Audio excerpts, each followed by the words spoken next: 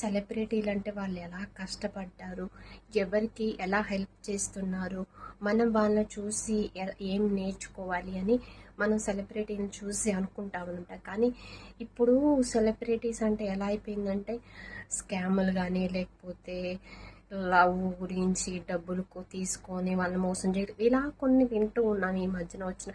అందరూ కాదు, కొంతమందే. చాలామంది సీరియల్స్లో వాళ్ళు చేస్తున్నారు. వాళ్ళు ఇంకా పెళ్ళిళ్ళు చేసుకొని చాలా పద్ధతిగా వాళ్ళకు వచ్చిన కొంచెం దాంతో బిజినెస్లు పెట్టుకొని వాళ్ళు చాలా బాగున్నారు. హరితమ్మ కానీ జాకీ గారు కానీ ఇంకా ఉన్నారు కదా కొంతమంది సెలబ్రిటీస్. సో వాళ్ళందరూ చాలా పద్ధతిగా వాళ్ళు మంచిగా వాళ్ళ భర్తలతో ఉంటూ సీరియల్స్ చేసుకుంటూ వచ్చిన కొంత డబ్బుతో లేకపోతే ఏదైనా ఇన్వెస్ట్ చేసుకోవడం ఏదో బిజినెస్లు ఇలా చేసుకొని ఉంటున్నారు. వాళ్ళ గురించి కాదు. ఇప్పుడు కొంతమంది ఏంటి అంటే యూత్లో ఉన్న వాళ్ళు అరే నాకు అందం ఉంది, నేను ఏదో చేయాలి చూపించాలి అని సబ్స్క్రిప్షన్ పేరుతో కొంతమంది, లేకపోతే కొంతమందిని స్కాముల పేరుతో కొంతమందిని పెళ్లి చేసుకుంటాను మోసం చేసి వాళ్ళ దగ్గర డబ్బులు తీసుకోవడం, ఇలా మనం ఇవన్నీ మన చుట్టూ చూస్తూనే ఉన్నాం. చూసినప్పుడు అరే మనం ఇన్ని రోజులు అభిమానించింది వేరేనా, సెలబ్రిటీస్ అంటే ఏంటి మరీ ఎలా తయారవుతున్నారు అనే స్టేజ్కి వస్తున్నాం. మంచిగా ఉన్న వాళ్ళ పేర్లు కూడా పోతున్నాయి. పెద్ద పెద్ద వాళ్ళు ఉన్నారు, చిరంజీవి గారు లేరా, వాళ్ళందరూ ఎంత మంచిగా ఉంటారు. ఇప్పుడు కూడా పెళ్ళిళ్ళు చేసుకొని వాళ్ళ భార్యలతో కలిసి ఎంత హ్యాపీగా ఉంటారు.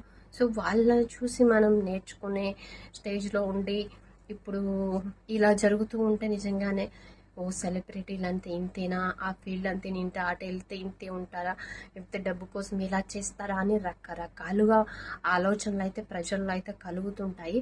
కొంతమందిని మనం ఎవరన్నా వెళ్ళాలని ఇంట్రెస్ట్ ఉన్నా కానీ మన పేరెంట్స్ ఏంటంటే నువ్వు అక్కడికి వెళ్తే అలా చెడిపోతావు ఇలా చెడిపోతావు, డబ్బుల కోసం అక్కడ ఇట్లా చేస్తారంటే ఇక్కడ ఇట్లా చేస్తారంట అని అంటూనే ఉంటారు.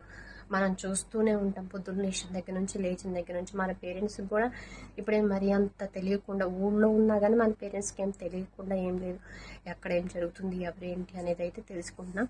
సో ఈ సబ్స్క్రిప్షన్ పేరుతో వచ్చిన వాళ్ళు కానీ లేకపోతే మొన్న ఒక ఇష్యూ అయింది కదా పెళ్లి చేసుకుంటానని 9 కోట్లు తీసుకొని, ఇప్పుడు అది కూడా అప్పటిదాకా మనం నమ్మలేదు, ఒక ఆడియో వచ్చిన తర్వాత అది కూడా నమ్మాల్సి వచ్చింది.